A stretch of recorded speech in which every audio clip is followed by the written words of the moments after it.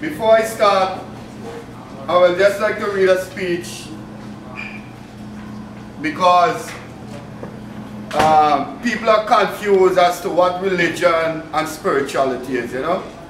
And His Majesty, in His infinite wiseness, made a speech that should show the difference between spirituality and religion. And I'm going to read it. The temple of the Most High begins with the human body, which houses our life, the essence of our existence. Africans are in bondage today because they approach spirituality through religion, provided by foreign invaders and conquerors. We must stop confusing religion and spirituality. Religion is a set of rules, regulations, and rituals created by humans, which was supposed to help people to grow spiritually. Due to humans' imperfections, religion has become corrupt, political, divisive, and altogether for power struggle. Spirituality is not theology or ideology. It is simply a way of life, pure and original, as was given by the Most High of creation. Spirituality is a network linking us to the Most High, the universe. It embodies our culture, true identity, nationhood, and destiny. A people without a nation that they can really call their own is a people without a soul. Africa is our nation and is spiritual and physical bondage because their leaders are turned into outside forces for solution to African problems when everything Africa needs is within her. When Africa righteous people come together, the world will come together. This is our divine destiny. Yes.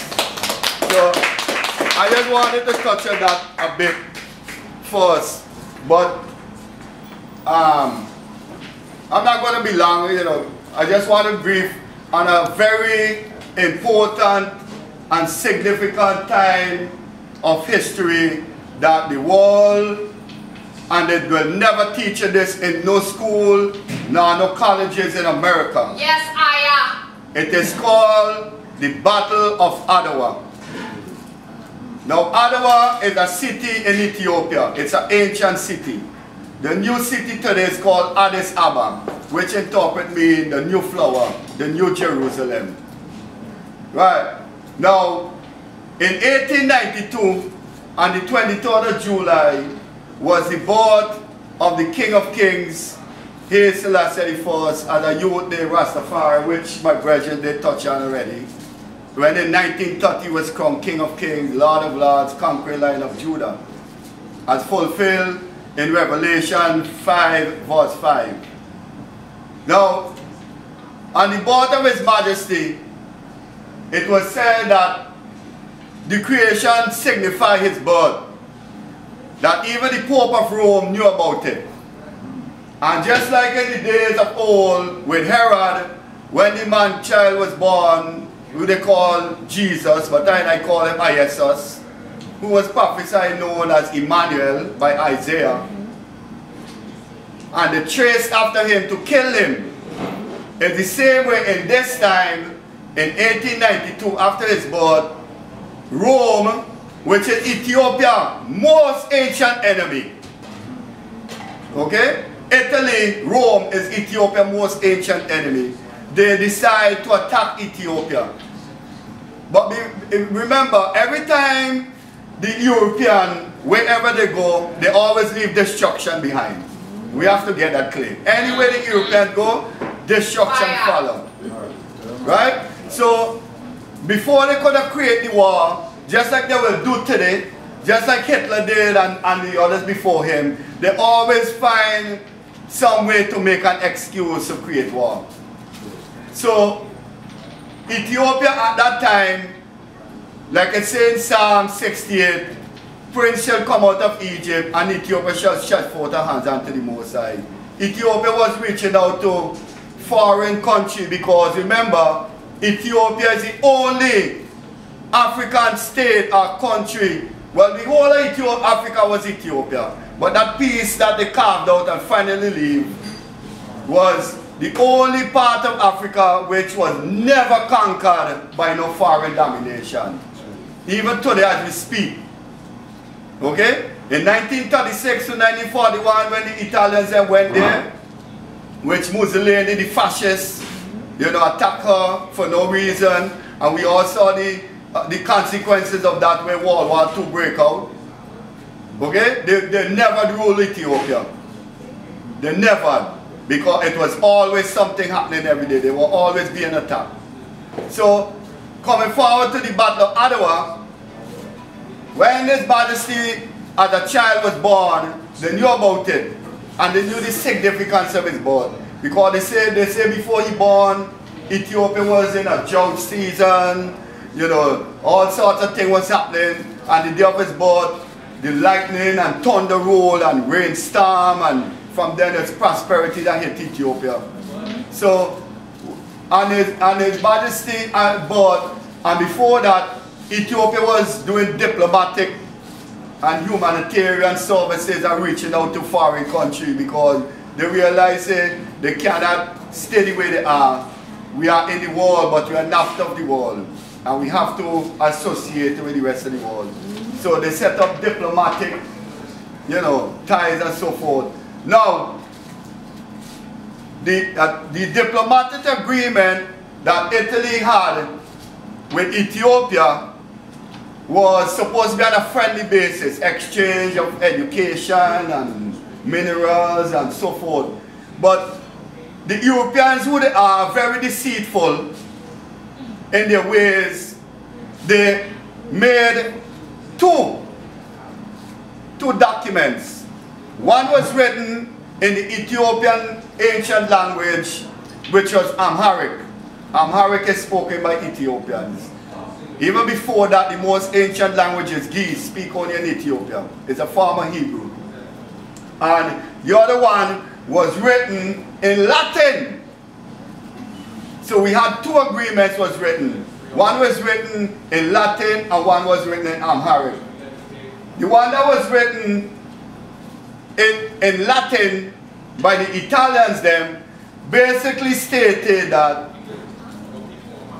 Italy will be a protectorate of Ethiopia. Okay? Now, the Ethiopians are a proud people, black people. Okay? And in no way in heaven's name that Ethiopia was going to submit themselves and subject themselves to no foreign domination. So at the time, the emperor and king at that time was Menelik II.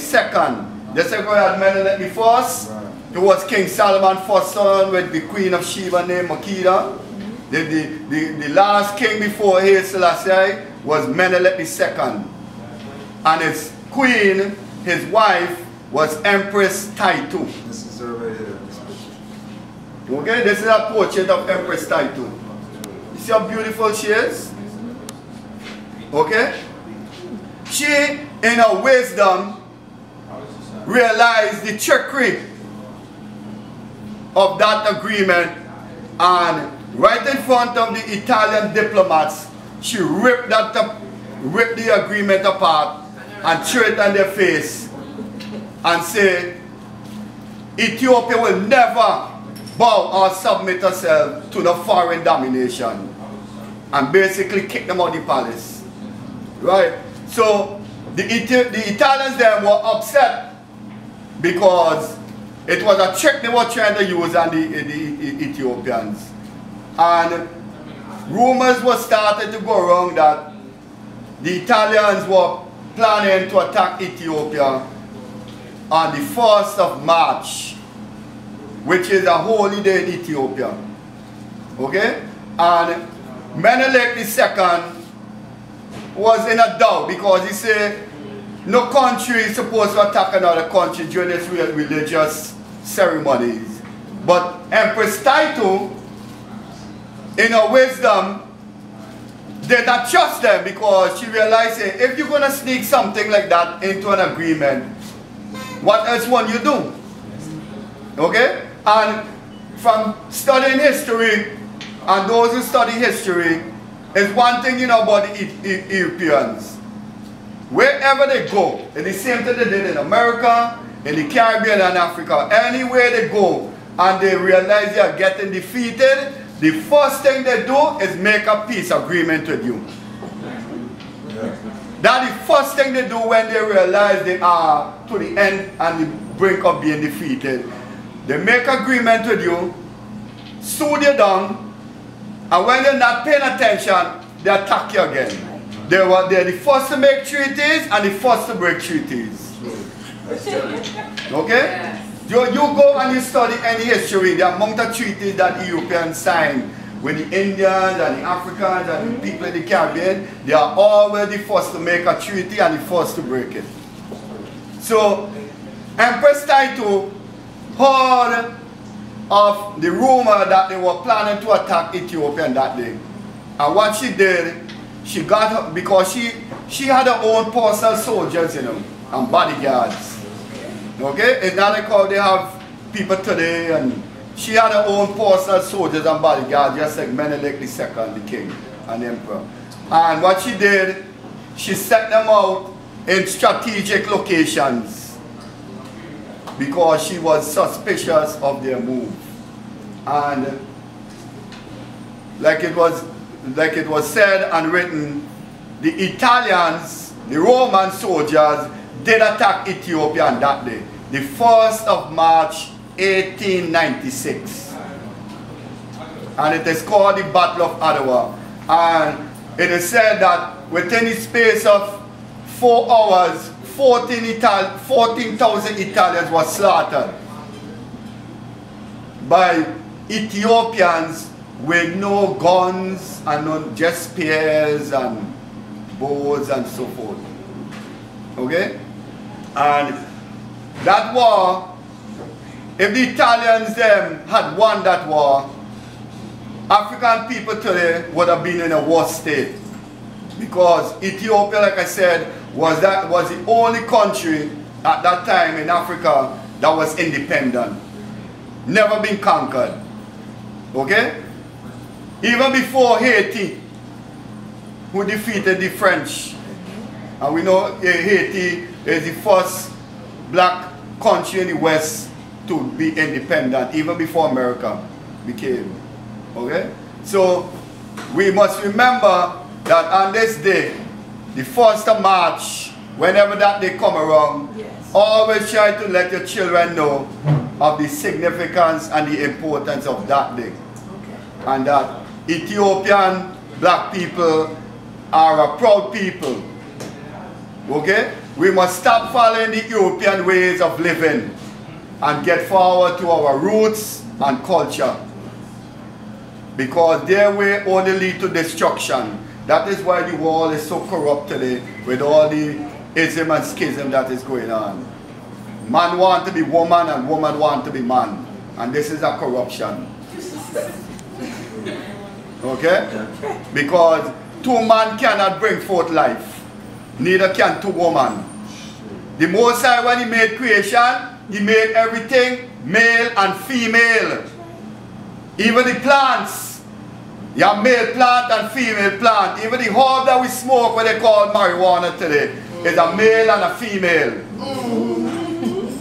Okay? If you do not separate the male plant, in a due time, it makes the female get seeds in it.